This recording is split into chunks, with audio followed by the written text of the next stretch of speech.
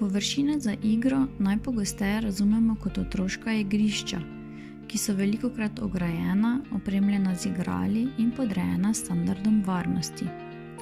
Otroci pa se igrajo povsod in si želijo za igro precej drugačne prostore. Ko so v Kočevju leta 2018 začeli načrtovati prenovo 3 dotrajanih otroških igrišč, so se odločili, da v načrtovanje vključijo otroke.